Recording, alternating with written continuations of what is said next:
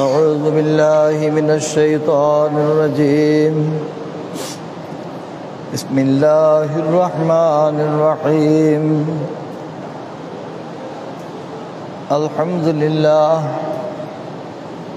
الحمد لله رب العالمين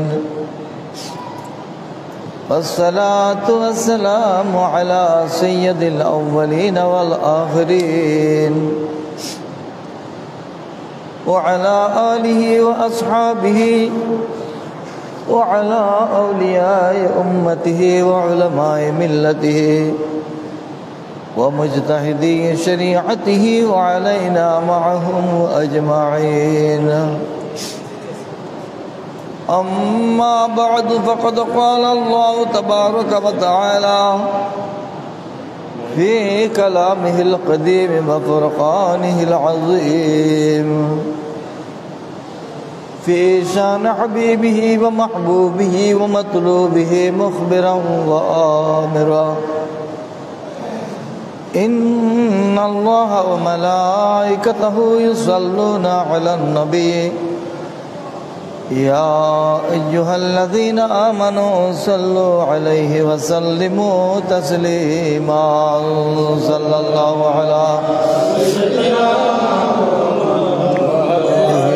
أصحابه وبارك وسلم صلى الله على سيدنا محمد وآله وأصحابه وبارك وسلم صلاة يا رسول الله عليكم سلام يا حبيب الله عليكم أي كشرح والدعاء آمد جمال رويته نقطة والليل وصف زلف عنبر بويته صلاة يا رسول الله سلام يا حبيب الله عليكم سين دندان تشان سين دندان تشان سين دندان تياسين شان أيد چشمة سرم زينة كحل ما زاغ البصر قاب قوسين أذكرم زي قوسي أبروية صلاة يا رسول الله سلام يا حبيب الله سين دندان توزيا سين شان مدحدا سورة حاميم دارت حلقہ گیزویت صلاة یا رسول اللہ سلام یا حبیب اللہ علیکم کعبہ دل قبلہ جاہا یا رسول اللہ دوئی سجدہ مسکی حسن ہر لحظہ بادا سویتو صلاة یا سلام یا حبیب اللہ علیکم بسم اللہ الرحمن الرحیم یا بنی اقم الصلاة وأمر بالمعروف وانهى عن المنکر واصبر على ما أصابك إن ذلك من عزم الأمور صدق الله مولانا العظيم وصدق رسوله النبي الكريم رب صل وسلم وبارك عليه أما بعد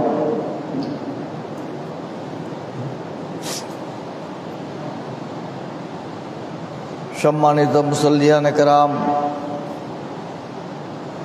برادران ইসলাম আশিকান মুস্তাফা সাল্লাল্লাহু আলাইহি ওয়াসাল্লাম রহমানি ওয়া রাহমাকুমুল্লাহু তাআলা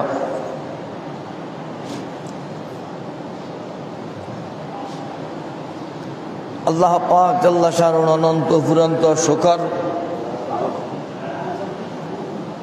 যে আহকামুল হাকিমিন রব্বুল ইজ্জত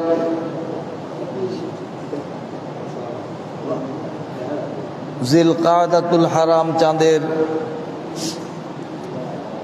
আজ তৃতীয় জুমাতে হাটাজারি উপজেলাধীন ফতেপুরস্থ হযরত শাহ সুফি হাসি মস্তান রহমতুল্লাহ আলাইহির মাজার সংলগ্ন ফকিরা জামে মসজিদে এসে জুমার নামাজে অংশগ্রহণ করার তৌফিক দান করেছেন। আলহামদুলিল্লাহ। আমাদের মতো অনেকেই এমন আছে যারা হসপিটালে শুয়ে আছে, যারা অসুস্থতার কারণে মসজিদে আসতে ব্যর্থ হচ্ছে। আল্লাহ পাক দয়া করে মেহেরবানি করে আমাদেরকে সুস্থতার সাথে মসজিদে আসার তৌফিক দিয়েছেন। আলহামদুলিল্লাহ।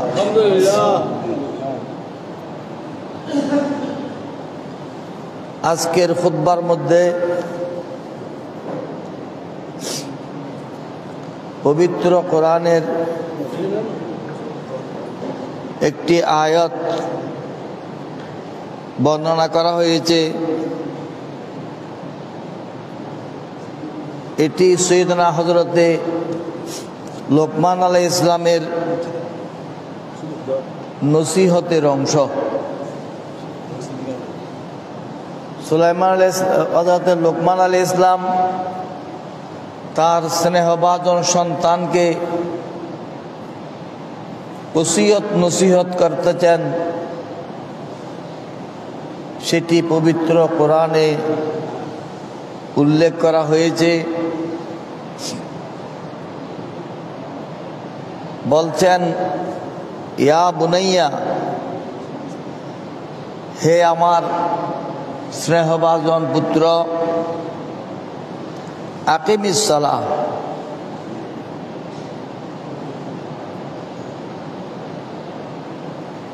ফরজ, ওয়াজিব, সুন্নত, মুস্তাহাব ইত্যাদি অনুসরণ করে আল্লাহ পাক জাল্লা শানুর নির্দেশ মোতাবেক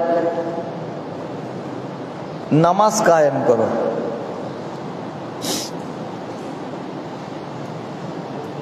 শুধু নামাজ পড়লে আমাদের দিনদারির দায়িত্ব শেষ নয়, এরপর দায়িত্ব পালন করতে হবে ওয়া'মুর বিল মা'রুফ ওয়ানহা আনিল মুনকার।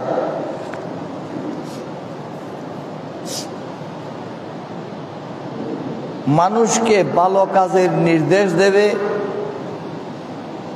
অসৎ কাজ থেকে বাধা দেবে। এই ভালো কাজের নির্দেশ দিতে গিয়ে, অসৎ কাজ থেকে বাধা দিতে গিয়ে তুমি নিজেও বিভিন্ন রকমের বাধাগ্রস্ত হতে পারো, প্রতিকূল পরিস্থিতি সামনে আসতে পারে। কিন্তু ওয়াসবির আলা মা আসাবাক, সেই প্রতিকূলতা, সেই প্রতিবন্ধকতা,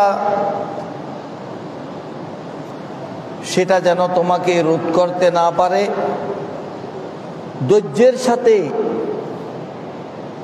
সৎ কাজের নির্দেশ দেবে, অসৎ কাজ থেকে বাধা দেবে। কে কি বলতেছে, কে আমার পক্ষে আছে, কে আমার বিপক্ষে আছে, কে আমাকে সমর্থন করছে, কে আমার সমালোচনা করছে, দুর্নাম করছে, সেদিকে লক্ষ্য করার প্রয়োজন নেই। সেটাকে ধৈর্যের সাথে মোকাবেলা করে সৎ কাজের নির্দেশ দেবে, অসৎ কাজ থেকে বাধা দেবে।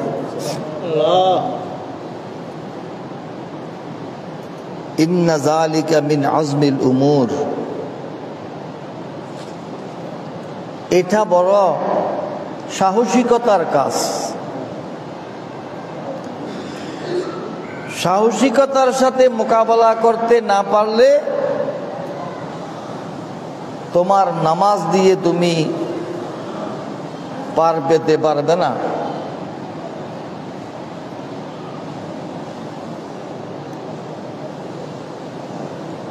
বাংলাতে একটা কথা আছে, বিশ্ব যদি চলে যায় কাঁদিতে কাঁদিতে, একা আমি বসে থাকবো কর্তব্য সাধিতে।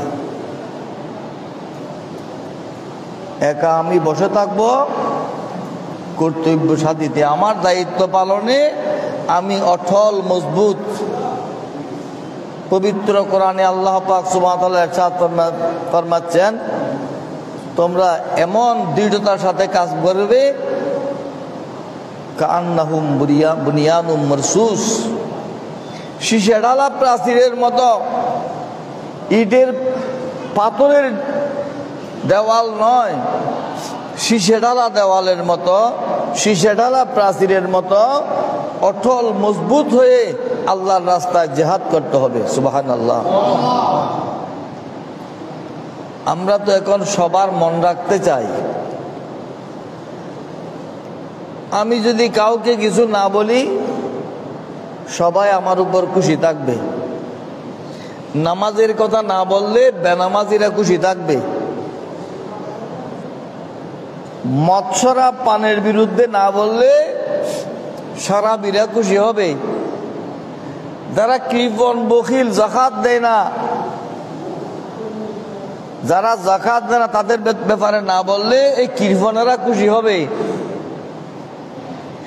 তাদেরকে খুশি করা আমার কাজ নয়। আমার কাজ হলো শীষে ঢালা প্রাচীরের মতো মজবুত হয়ে ধৈর্যের সাথে মোকাবেলা করে যাওয়া। সুবহানাল্লাহ।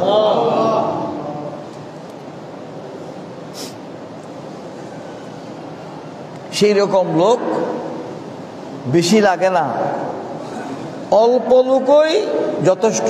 সুবহানাল্লাহ। আপনারা যারা সামাজিক কর্মকাণ্ডে জড়িত আছেন, সমাজে নেতৃস্থানীয় লোক অনেক থাকে, কিন্তু কিছু লোক আছে কথার পণ্ডিত, কাজ করে না। মসজিদে, স্কুলে, কলেজে, ক্লাবে, বিভিন্ন রাজনৈতিক দলে, বিভিন্ন সংগঠনে কথার মাস্টারের অভাব নাই, কাজ করার লোকের অভাব। কয়েকজন মিলে শক্ত হাতে মোকাবেলা করে গেলে কাজ এগিয়ে নেওয়া সম্ভব হয়। সুবহানাল্লাহ। এটাই পবিত্র কোরআনে দিক নির্দেশনা রয়েছে। আল্লাহ পাক ইরশাদ ফরমাচ্ছেন, কাম মিন ফিয়াতিন কলিলাতিন গালাবাত ফিয়াতান কাসীরাতান বিইজনিল্লাহ। অনেক সময় এমন হয় অল্প সংখ্যক লোক বিরাট বাহিনীর উপর বিজয়ী হয়ে যায়, এটা আল্লাহর অনুগ্রহ ক্রমে। সুবহানাল্লাহ। আপনি যখন শক্ত হয়ে কাজ করতে নেমে যাবেন, আল্লাহর পক্ষ থেকে সাহায্য হয়ে যাবে। আর যদি আমাদের চট্টগ্রামের ভাষায় বলে জামাইর ম কন্যার মা, জামাইর মা কন্যার মা, মাইতে ডোড্ডৈর্য কোম্পানি, ডোড্ডৈর্য লেল্লেজ্য টলমল অরর কুণ্ড চট্টগ্রামের ভাষা দিল্লা হয়। এই তো গগুন না কয় অরর কুণ্ড ইকে ঘুরে ইকে ঘুরে। এসব লোকের সমাজে তেমন মূল্যায়ন করা হয় না। কিছু লোক আছে সাহসিকতার সাথে হক কথা বলে ফেলে। মানুষ বলে বড় বাহাদুর মানুষ, কাউকে পরোয়া করে না, যেটা সত্য সেটা বলে দেয়। সেটা মানুষের কাছে প্রশংসার বিষয়।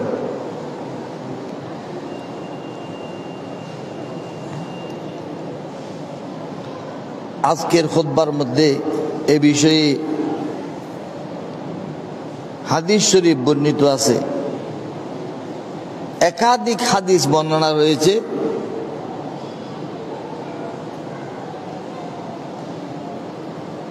এক রওয়ায়াত হলো মাওলা আলী শের খুদা রাদিয়াল্লাহু আনহু বর্ণনা করছেন, মানুষের উত্তম কাম হলো সৎ কাজের নির্দেশ দেওয়া, অসৎ কাজে বাধা দেওয়া।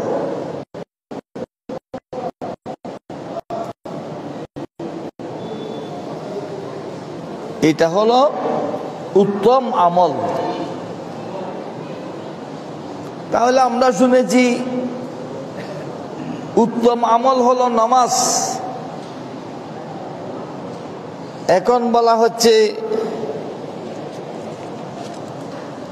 সৎ কাজের নির্দেশ দেওয়া, অসৎ কাজে বাধা দেওয়া, এটা হলো কি উত্তম আমল। কোন কোন জায়গায় বর্ণিত এভাবে আছে, কোন কোন হাদিসে উত্তম আমল হলো আল্লাহর রাস্তায় জিহাদ করা। অন্য বর্ণনায় আছে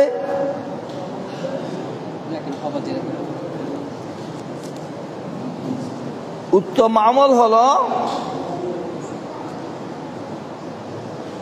পিতা মাতার খেদমত করা। উত্তম আমল কোনটা?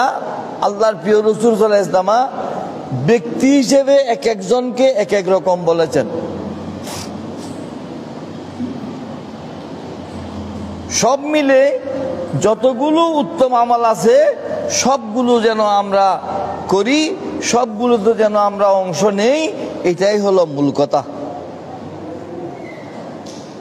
জিহাদের পর্ব আসলে সেটাই উত্তম আমল, মা বাবার খেদমতের পর্ব আসলে সেটাই উত্তম আমল, সমাজে যখন বিশৃঙ্খলা সৃষ্টি হয় তখন সৎ কাজের নির্দেশ দেওয়া উত্তম আমল, মানুষ যখন অপকর্মে জড়িয়ে পড়ে তাদেরকে বাধা দেওয়া সেটা হলো উত্তম আমল। আলহামদুলিল্লাহ।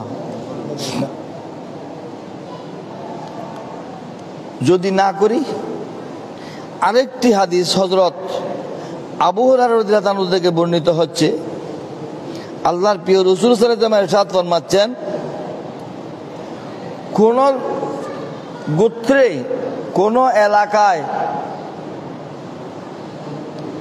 অবস্থা এই দাঁড়িয়েছে সেখানে মা মিন কওমিন ফীহিম রাজুলুন ইয়ামালু বিল মাআসি, একজন লোক এলাকায় বড় অপরাধী হয়ে পড়েছে, সে মদ পান করে, সে সন্ত্রাসী করে, সে চুরি করে, সে অন্যায় করে, কিন্তু এলাকাবাসীর ঐক্যবদ্ধ প্রচেষ্টায় এটা সম্ভব, তাকে রুখে দিতে পারবে।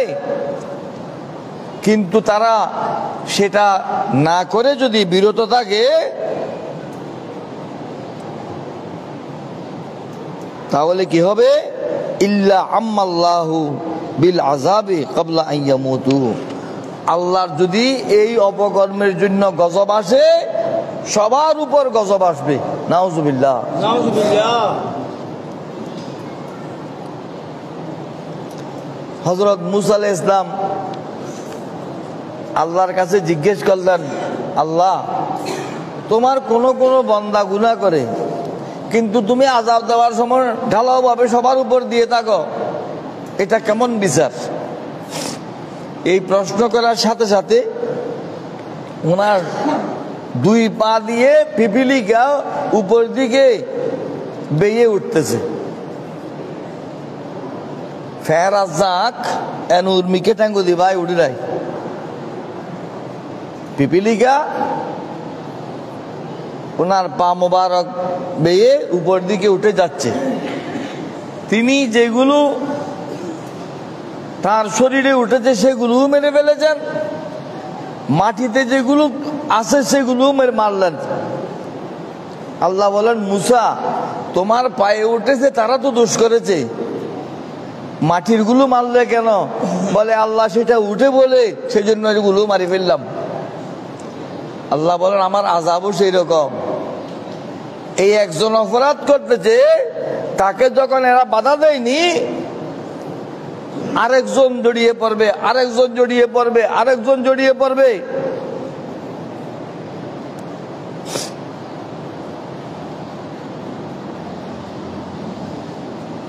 এই জন্যে আমার আযাব সবার উপর হয়।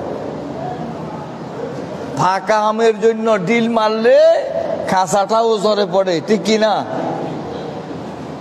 আমের মৌসুম না এখন, কাঁচা আমের জন্য, পাকা আমের জন্য যদি আপনি ডিল মারেন,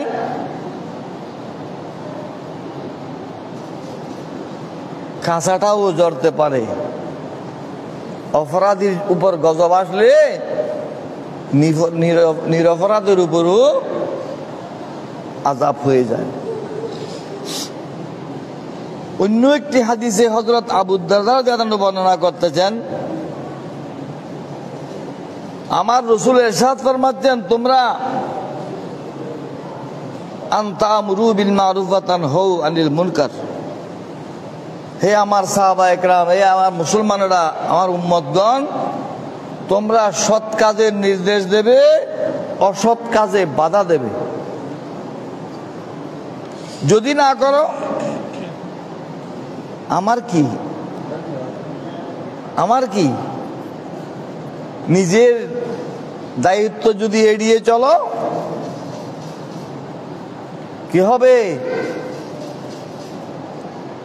ওয়াইল্লা লা ইউসাল্লাতান্না আলাইকুম সুলতানান যালিমা লা ইউবাজ্জিলু কবীরাকুম ওয়া লা ইয়ারহামু সগীরাকুম ওয়া ইয়াদউ আখিয়ারুকুম ফালা ইউস্তাজাবু লাহুম ওয়া ইস্তাগফিরুনা ফালা ইউগফারু লাহুম। আমার রাসূলের ইরশাদ ফরমাচ্ছেন, যদি তোমরা সৎ কাজের নির্দেশ না দাও, অসৎ কাজে বাধা না দাও, আল্লাহ পাক সুবহানাহু ওয়া তাআলা এই জাতির উপর জালেম বাদশা নিযুক্ত করবে। কি করবে?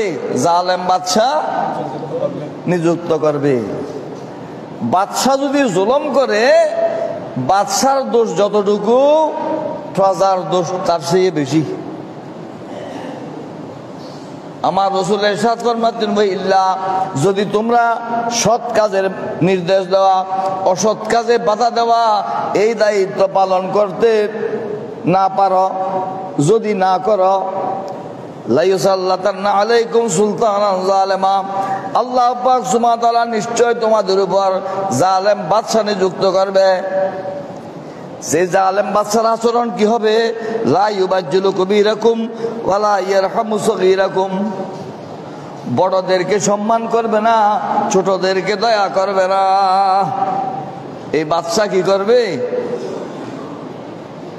বুড়া বলে সম্মান করবে না, আর ছোট বলে স্নেহ করবে না।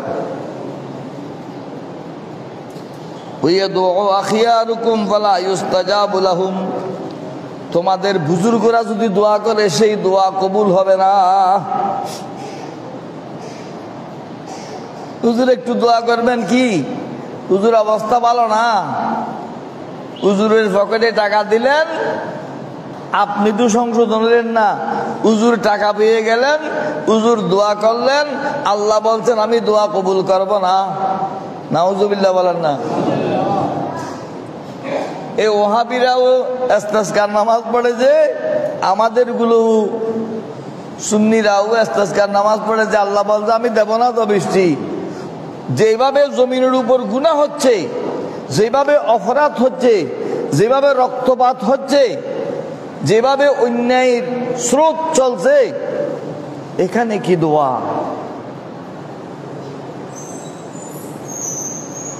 লা ইউস্তাজাবু লাহুম, তাদের দোয়া কবুল হবে না। হুজুর তাহলে আমরা সবাই মিলে আল্লাহর কাছে ক্ষমা চাই।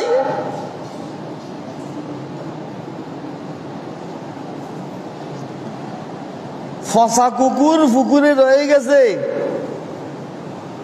মরা ফসা কুকুর পুকুরের মধ্যে রয়ে গেছে, আপনি শুধু পানি বদলাইলেন, এই কুল থেকে একুল, একুল থেকে একুল, পানি পাক হবে না। যদি সবাই মিলে আল্লাহর কাছে ক্ষমা প্রার্থনা করে, আল্লাহ বলছেন না, ক্ষমা করা হবে না। কেন? অপরাধী তো রয়ে গেছে, তুমি ক্ষমা চাইলে কি হবে? ফসা কুকুর তো, মরা কুকুর তো পুকুরের মধ্যে রয়ে গেছে, তোমার প্রতিবেশী, তোমার চাচাতো ভাই, জ্যাঠাতো ভাই, ভাতিজা, তোমার নাতি, সে যে অন্যায় করতেছে, জুলুম করতেছে, অপকর্মে জড়িত, তুমি যে তাকে বাধা দিচ্ছ না, এখন তুমি ক্ষমা চাইলে কি হবে? তোমার ফসা কুকুর তো পুকুরে রয়ে গেছে। নাউজুবিল্লাহ।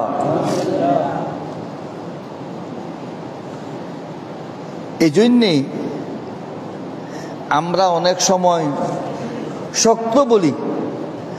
আমার ভাষা একটু শক্ত, সেটা আমিও মনে করি, কিন্তু শক্ত বলার জন্য তো আল্লাহ নির্দেশ দিচ্ছেন,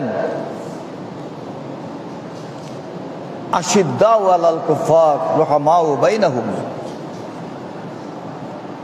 আল্লাহ দ্রোহী, নবী দ্রোহী, ধর্মদ্রোহী তাদের ব্যাপারে যদি কঠোর হতে পারো, তখন তুমি নবীর সঙ্গী। সুবহানাল্লাহ। আর সেখানে যদি তুমি ঢিলা ঢালা হয়ে যাও, তাহলে তুমি নবীর দলভুক্ত হতে পারবে না। গত জুমাতে আমি বলেছিলাম যে কুকুর পায়খানা টাঙ্গিতে পড়ে গেছে না, কুকুর তো দিঘিতে পড়লেও নাপাক, বিজা কুকুর নাপাক, জমজমের পানির মধ্যে পড়লেও কুকুর নাপাক। এখানে বেশ হয়েছে, অতিরিক্ত হয়েছে কি পায়খানার টাঙ্গিতে পড়েছে।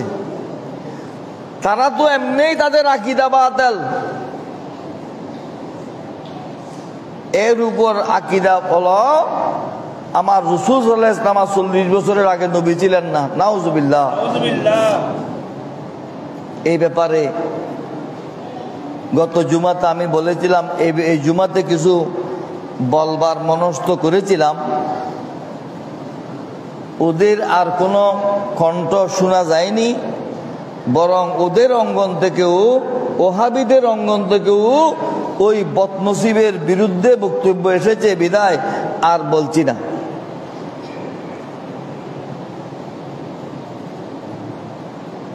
আপনারা এই কথা বিশ্বাস করবেন, আমার রসুল নন, আদম আলাইহিস সালাম থেকে রাসূলুল্লাহ সাল্লাল্লাহু আলাইহি ওয়াসাল্লাম পর্যন্ত সমস্ত নবী রসুলগণ দুনিয়াতে নবী হিসেবে এসেছেন। নবুয়ত প্রকাশ হতে হয়তো কিছু সময় লেগেছে, সেটা আল্লাহর হিকমতের ব্যাপার। সুবহানাল্লাহ। এটা বিশ্বাস রাখবেন।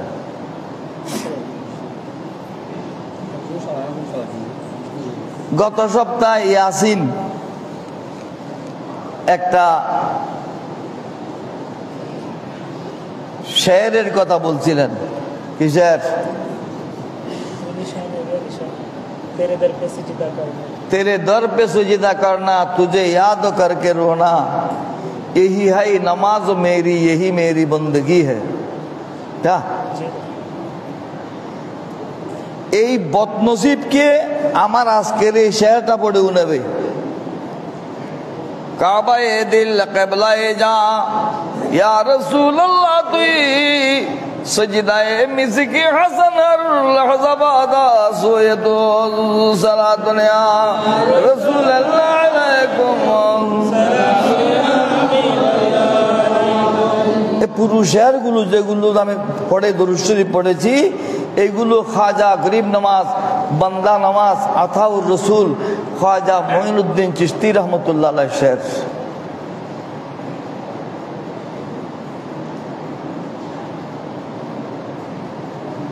উনি বলছেন, ইয়া রাসূলুল্লাহ কাবায়ে দিল কিবলায়ে যা, ইয়া রাসূলুল্লাহ তুই, ইয়া রাসূলুল্লাহ আপনি হলেন আমার অন্তরের কাবা, আমার প্রাণের কিবলা। এ মিসকিন হাসান, মঈনুদ্দিন হাসানের প্রতিটি সজিদা আপনার দিকেই হচ্ছে। সুবহানাল্লাহ। সজিদায়ে মিসকিন হাসান হর লাহজা বাদা সোয়েতু।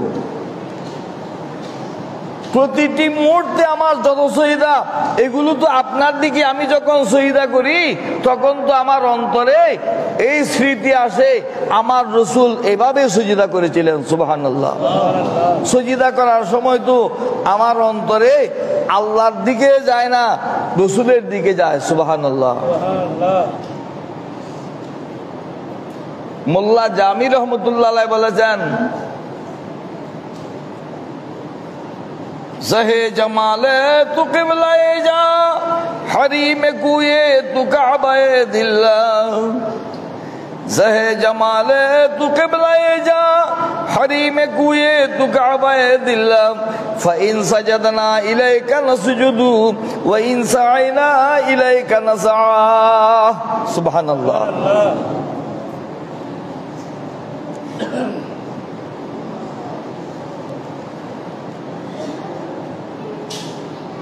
ফাইন সাজাদনা ইলাইকা নসজুদ, আমি যদি সিজদা করি আপনার দিকেই করি। সুবহানাল্লাহ। কাকে বলতে? আমার রাসূলকে বলতেছেন। কোথায় বলতেছেন? রওজায়ে পাকের সামনে দাঁড়িয়ে 772 হিজরিতে। সুবহানাল্লাহ। অনেক লম্বা কথা, আমি সেই পর্যন্ত সময় পাবো না, মসজিদের মধ্যে সময় সীমাবদ্ধ, সেদিকে যাচ্ছি না। তুমি এই দুইটি শের শোনাবার জন্য, একটা খাজা গরিব নওয়াজের শের, আর একটা হলো কি মোল্লা জামি রহমতুল্লাহ আলাইহির শের। আরেফে জামি নকশবন্দিয়া তরিকার বড় ইমাম হযরতে খাজা ওবায়দুল্লাহ আহরার রহমতুল্লাহ আলাইহির খলিফা। সুবহানাল্লাহ। এগুলো তো পাঠ্যপুস্তক বা ছাড়া কিছুই পড়েনি, অনেক কিছু পড়তে হয়। পড়ে সেগুলো স্মৃতিতে ধারণ করতে হয়, স্মরণ রাখতে হয়।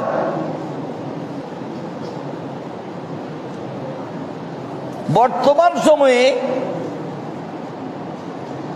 আরেকটি মসলা বেশি আলোচনায় এসেছে। আমি পরশুদিন ফাসলাইশ একটা মাহফিলেও বলেছি, আজকেও আবার বলছি। রাসূল গায়েব জানেন কিনা?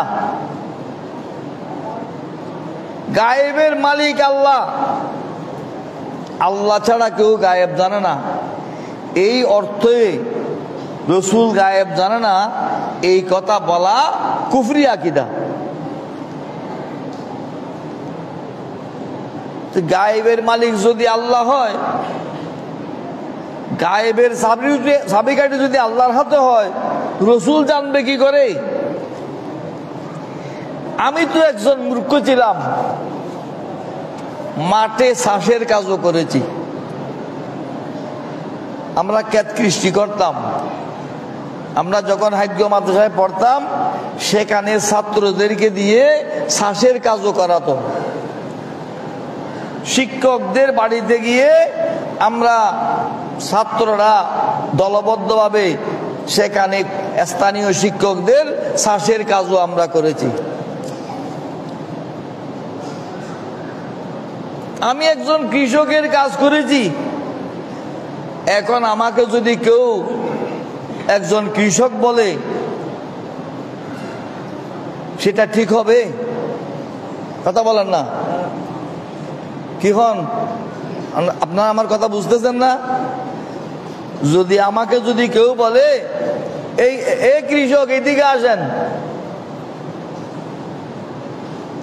এটা সমর্থনযোগ্য কথা হবে? কখনো না। কেন?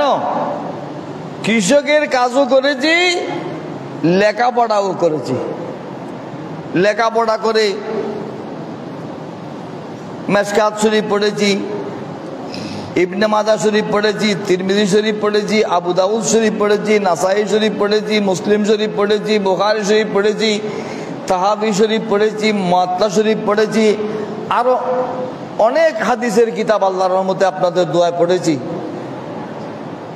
পড়ার পর শত শত হাজারের অধিক ছাত্রদেরকে কামেল স্তরে বুখারী শরীফ, মুসলিম শরীফ, তিরমিজি শরীফ, আবু দাউদ শরীফ এসব কিতাব পড়ানোর সেই সৌভাগ্যও হয়েছে।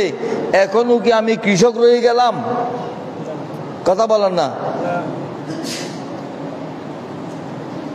হাটাজারি মাদ্রাসার মোহতামিম সাহেব, মুহাদ্দিস সাহেব, ওনাকে যদি ওনার কোন বক্তের সামনে বলে এ মূর্খ এদিকে আসো,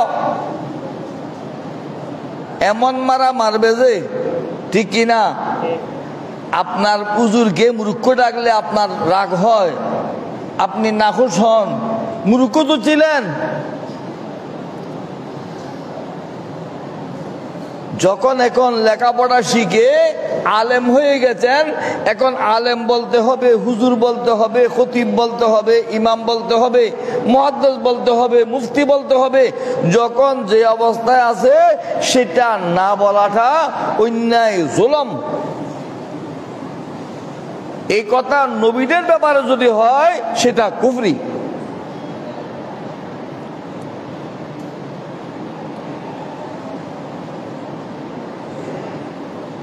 নবী রাসূল সবাইকে আল্লাহ নেয়ামত দিয়েছেন, ইলম দিয়েছেন, নবুয়ত দিয়েছেন, রিসালাত দিয়েছেন, কিতাব দিয়েছেন, ওলিদেরকে বেলায়ত দিয়েছেন, কুতুবিয়ত দিয়েছেন, গৌসিয়ত দিয়েছেন। যাকে যেই মর্যাদায় আল্লাহ আসীন করেছেন সেটা যদি অস্বীকার করে সেটা অন্যায় হবে। নবীদের ক্ষেত্রে সেটা হবে কুফরি।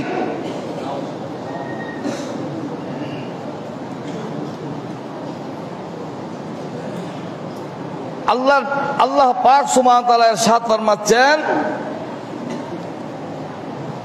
মা কানা আল্লাহু লিয়াযরাল মুমিনিনা আলা মা আনতুম আলাইহি হাত্তা ইয়ামিজাল খাবিসা মিনাত তাইয়্যিব ওয়ামা কানা আল্লাহু লিয়ুতলিআকুম আলাল গায়বি ওয়ালাকিন্নাল্লাহা ইয়াজতাবি মির রুসুলিহি মান ইয়াশা।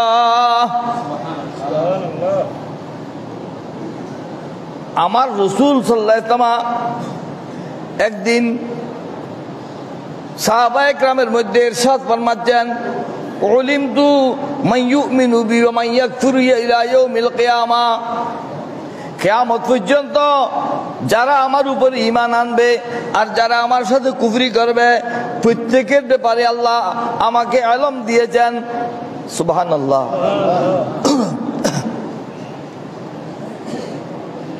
কিয়ামত পর্যন্ত কে ঈমান আনবে, কে কাফের হবে, সবগুলো আমাকে জানিয়ে দিয়েছেন। সুবহানাল্লাহ। মজলিসে বসে কিছু মুনাফিক ছিল,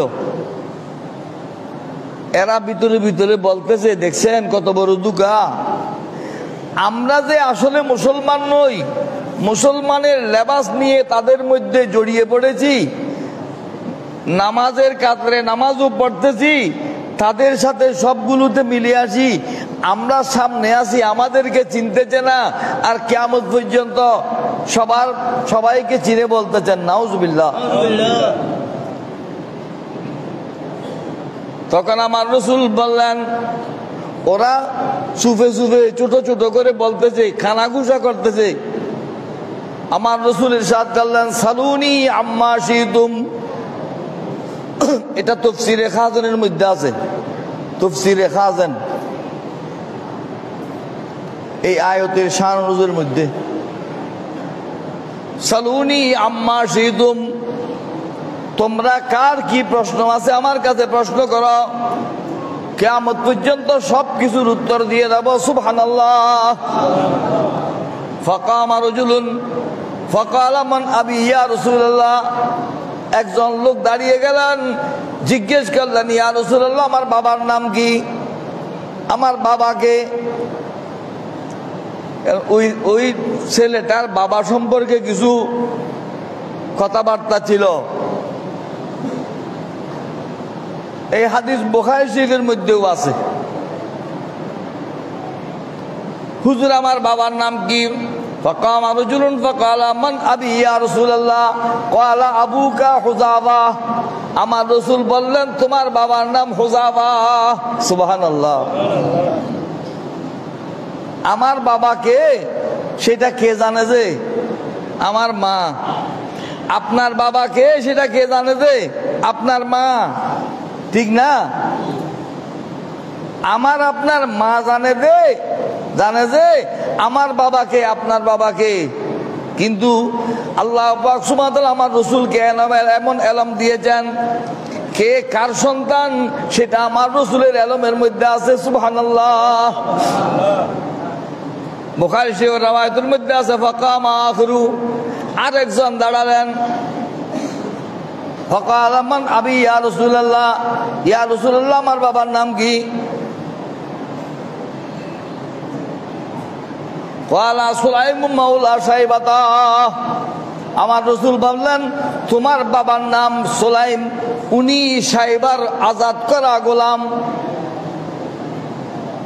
তখন হযরত ওমর রাদিয়াল্লাহু আনহু হাত জোর করে বললেন ইয়া রাসূলুল্লাহ আমরা আল্লাহ এবং তার রাসূলের উপর ঈমান এনেছি আমরা আল্লাহর গজব থেকে ফানা চাই সুবহানাল্লাহ বললেন যে আমার রাসূল রেগে গেছেন তখন পবিত্র কোরআনের আয়াত নাযিল হলো হে মুসলমানেরা তোমরা এতদিন মুসলমান মুনাফিক একসাথে সম্মিলিতভাবে ছিলে এইভাবে আমি আর রাখবো না মা কানাল্লাহু লিয়াযরাল মুমিনিনা আলা মা আনতুম আলাইহি হাত্তা ইয়ামিজাল খাবিসা মিনাত তাইয়্যিব তোমরা যেভাবে মিলেমিশে আছো ছত্রভঙ্গ হয়ে আছো মুনাফিক মুমিন একসাথে আছো এখন আমি আর সেভাবে রাখবো না খবিস আর তৈয়ব পার্থক্য করে দেব সুবহানাল্লাহ মুনাফিকদের হলো খবিস আর মুমিন হলো তৈয়ব হে জগৎবাসী আল্লাহ পাক সুবহানাহু ওয়া তাআলা তোমাদের মতো সাধারণ মানুষকে ইলমে গায়েব দান করেন না ওমা কানাল্লাহু লিয়ুতলিয়াকুম আলাল গায়বি ওয়ালাকিন্নাল্লাহা ইয়াজতাবি মির রুসুলিহি মান ইয়াশা আল্লাহ পাক সুবহানাহু ওয়া তাআলা তোমাদের মতো সর্বসাধারণকে ইলমে গায়েব দান করেন না কিন্তু যেই রাসূলকে আল্লাহ পছন্দ করেন তাকে ইলমে গায়েব দান করেন সুবহানাল্লাহ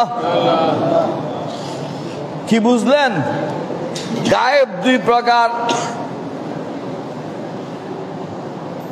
একটা হলো নিজস্ব গায়েবে ইস্তিকলালি স্বতন্ত্র গায়েব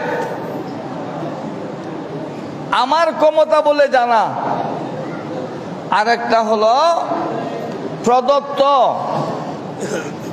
ইলমে আতাই বা ইলমে আরজি আল্লাহ পাক সুবহানাহু ওয়া তাআলা রাসূলকে ইলমে গায়েব দান করেছেন এটা পবিত্র কোরআনের দ্বারা ঘোষিত অন্য আয়াতের মধ্যে আল্লাহ পাক এভাবে বলছেন আলিমুল গায়বি ফালা ইউযহিরু আলা গায়বিহি আহাদান ইল্লা মান ইরতাদা মির রাসূল আলিমুল গায়ব আল্লাহ অদৃশ্য জ্ঞানের অধিকারী আল্লাহ কিন্তু এই নিজস্ব ইলমে গায়েব সম্পর্কে আল্লাহ যে তোমাদের মতো সর্বসাধারণকে যেই কেউকে সেটা দান করেন না যেই রাসূলের উপর রাজি সেই রাসূলকে দান করেন সুবহানাল্লাহ প্রত্যেকটা রাসূলের উপর নবীর উপর আমার আল্লাহ রাজি এই জন্য তাদেরকে আল্লাহ পাক সুবহানাহু ওয়া তাআলা ইলমে গায়েব দান করেছেন সুবহানাল্লাহ এই কারণেই আল্লামা ইবনে আবেদিন শামী রাহমাতুল্লাহ আলাইহি মজমুআ রাসাইল ইবনে আবেদিনের মধ্যে লিখেছেন ও ইনকারু ইলমিল গায়বি লিল আমবিয়ায়ে ওয়াল আউলিয়ায়ে বিইলামিল্লাহি তাআলা আনাদুন খোদা প্রদত্ত ক্ষমতা বলে আল্লাহর প্রদত্ত ইলমের বলে নবীগণ এবং অলিগণ যে গায়েব জানেন এই কথা অস্বীকার করলে কাফের হয়ে যাবে। এই কথা অস্বীকার করলে কি কাফের হয়ে যাবে।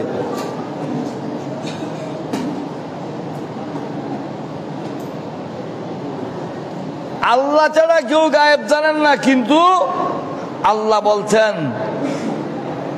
আমি সেই গায়েব সম্পর্কে আমার নবীদেরকে, রসুলদেরকে, আমার খাস বান্দাদেরকে সেই গায়েবী ইলম দান করেছি। সুবহানাল্লাহ।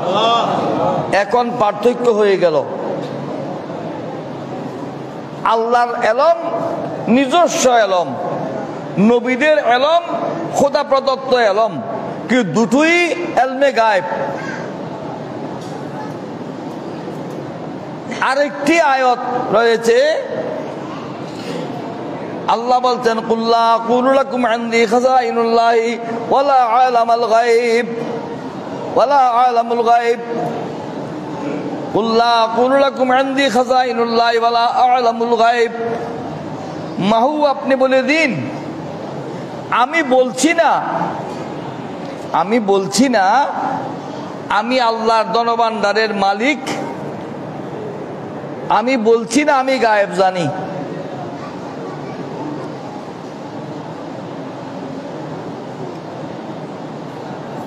আমি বলছি না মানে আমি দাবি করছি না। জানেন বলে আল্লাহ বলতেছেন যে আমি বলছি না। এই আয়াতের ব্যাখ্যার মধ্যে তাফসীরে খাজানের মধ্যে স্পষ্টভাবে উল্লেখ আছে যে তাফসীরে খাজান ওয়াহাবিরাও মানে, আমরাও মানি। ইন্নামা নফিউল গায়বি আন নফসি শরীফাতি তাওয়াজুআন লিনাফসি ওয়া ইতরাফান বিল উবুদিয়া। আমাদের নেতারা যখন ভোট চাইতে আসে বলে আপনারা আমাকে একবার খেদমত করার সুযোগ দিন, আমাকে একবার আপনাদের সেবা করার সুযোগ দিন। পোস্টারেও সেবা লেখে, বলতেও সেবা লেখে, বক্তৃতার মধ্যেও বলে আমাকে একবার আপনাদের সেবা করার সুযোগ দিন। আসলে কি সেবা নাকি নেতা? ভোট পেয়ে গেলে নেতা, ভোট পাওয়ার আগে সেবা। সেবা হলো নম্রতার স্বার্থে, এটা বিনয়ী হওয়া। হুজুরেরা যখন ওয়াজ করতে বসেন বলে আমার কোনো যোগ্যতা নাই, আমার কাছে কোনো ইলম নাই, আমল নাই। এর অর্থ আপনি যদি বলেন হে মূর্খ মাইকের সামনে গেছো কেন, বসে যাও, এই কথা বললে ঠিক হবে? এটা বিনয়ী হওয়া। তাফসীরে খাজানের মধ্যে বলছেন ইন্নামা নফিউল গায়বি আন নফসি শরীফাতে। রসুল নিজের পক্ষ থেকে গায়েবকে নফি করা, না জানে বলা, এটা হলো কি জন্যে? তাওয়াজুআন লিনাফসি, নিজের বিনয় প্রকাশ করার জন্য। নিজেকে বড় করে আমি দেখাচ্ছি না, আল্লাহ তো বলেছেন। সুবহানাল্লাহ। আল্লাহ কি বলেছেন? ওয়াল্লামাকা মা লাম তাকুন তা'লাম ওয়া কানা ফাদলুল্লাহি আলাইকা আযীমা। মাহবুব, আল্লাহর বড় অনুগ্রহ, বড় দয়া আপনার উপর কি আপনি যা কিছু জানতেন না সবগুলো আল্লাহ আপনাকে জানিয়ে দিয়েছেন। সুবহানাল্লাহ। আপনার যা অজানা ছিল সবগুলো আল্লাহ কি আপনাকে শিখিয়ে দিয়েছেন, জানিয়ে দিয়েছেন। আল্লাহ যখন জানিয়ে দিয়েছেন এখন জানেন কি না? জানেন। স্কুলে নাম লিখিয়েছে মূর্খ, সে কিছুই জানে না।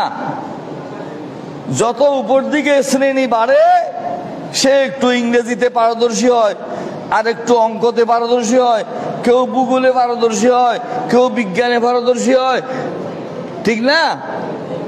পারদর্শী হতে হতে হতে হতে সে যখন উপর দিকে গেছে এখন সে প্রফেসর হয়, ডক্টর হয়, আরো কত কিছু হয়, ঠিক না? যখন শিখে ফেলেছেন এখন তার মর্যাদা বড় হয়ে গেছে। আল্লাহ বলছেন, আল্লাহ আপনার যা কিছু অজানা ছিল আমি আপনাকে জানিয়ে দিয়েছি। সুবহানাল্লাহ। কি জানিয়েছেন? और क्या गैब जो तुमसे नेहा हो बला जब न खुदा ही चुपा तुम पे कुरूद दरूद। आला हजरत फाजिल बेल्लवी रहमতুল্লাহ বলতেছেন, আল্লাহর জগতের সবচেয়ে গোপন জিনিস হলো আল্লাহ। আল্লাহ দেখেছেন কোনদিন? কেউ দেখেছে বলে শুনেছেন? একমাত্র আমার রসুল দেখেছেন। আলা হযরত বলতেছেন, সবচেয়ে গোপন হলো আল্লাহ। যেখানে আল্লাহ পর্যন্ত গোপন থাকেননি আর কি গোপন থাকবে? সুবহানাল্লাহ। এত কথা বলার পরও এই লম্বা কুর্তাওয়ালা, লম্বা দাড়িওয়ালা, বড় পাগড়িওয়ালা নামাজ পড়তে পড়তে কপালে দাগ হয়ে গেছে, এখনো বলে রসুল গায়েব জানে না। রসুল গায়েব জানে না। ঠিক কথা। কেমনে ঠিক হলো? আল্লাহর সমান জানে না। আল্লাহর সমান জানে না। আল্লাহর এলম হলো নিজস্ব এলম। নবীদের এলম, আউলিয়া ইকরামের এলম হলো খোদা প্রদত্ত এলম। আল্লাহ সবকিছু শিখেছেন বলার পরও ইসলামী আকীদা হলো আল্লাহর এলমের তুলনায় আমার রসুলের এলম হলো সমুদ্রের সামনে এক বিন্দুর মতো, এক ফোঁটার মতো। সুবহানাল্লাহ। আর আমার রসুলের এলম, এটার তাফসীরে রুহুল বয়ানের মধ্যে আছে, আর আমার রসুলের এলমের সামনে সমস্ত নবীদের এলম কত? আমার রসুলের এলম হলো একটা সমুদ্র, সাগর, আর সমস্ত নবীদের এলম হলো এক ফোঁটা পানির মতো, বিন্দুর মতো। সুবহানাল্লাহ। এক একজন নবীর মধ্যে এত এলম আছে, আল্লাহ এত এলম দিয়েছেন, সমস্ত ওলিগণের এলম একজন নবীর এলমের সামনে সমুদ্রের তুলনায় বিন্দুর মতো, এক ফোঁটার মতো। সুবহানাল্লাহ। তাহলে কি হলো? পার্থক্য আছে, ঠিক কিনা? জানে না বলা এটা কুফরি, জানে না বলা কুফরি। নবীগণ গায়েব জানেন, আল্লাহর সমান নন। আল্লাহর সমান নন। আল্লাহটা নিজস্ব এলম, নবীর এলম আল্লাহর প্রদত্ত এলম, আল্লাহর দেয়া এলম।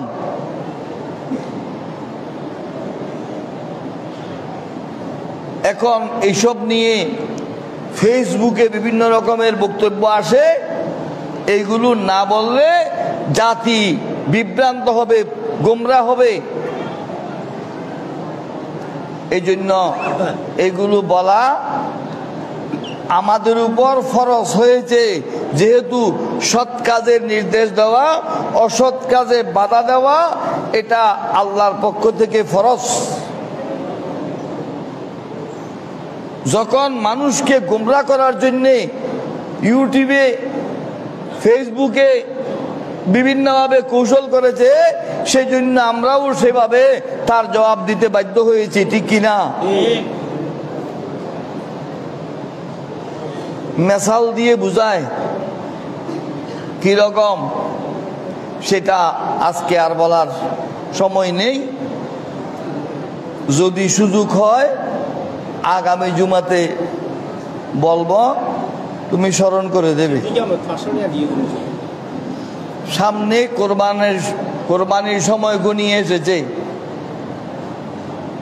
খুতবার ওয়াজও, খুতবাতে যে হাদিসগুলো আছে সেই হাদিসগুলো শুনিয়ে দিলাম। সেই হাদিসগুলোর আলোকে এই কথাগুলো বলতে বাধ্য হলাম। এইগুলো না বললে আমরা আল্লাহর কাছে দায়ী হব। গজব আমাদের উপর আসবে, আপনারাও পেয়ে যাবেন। এই জন্য আল্লাহ যেন আমাদের উপর গজব না করেন, আপনারাও যেন রক্ষা পেয়ে যান, এই জন্য এইগুলো বলতে বাধ্য। আল্লাহ প্রত্যেককে বুঝার তৌফিক দান করুন, আমিন।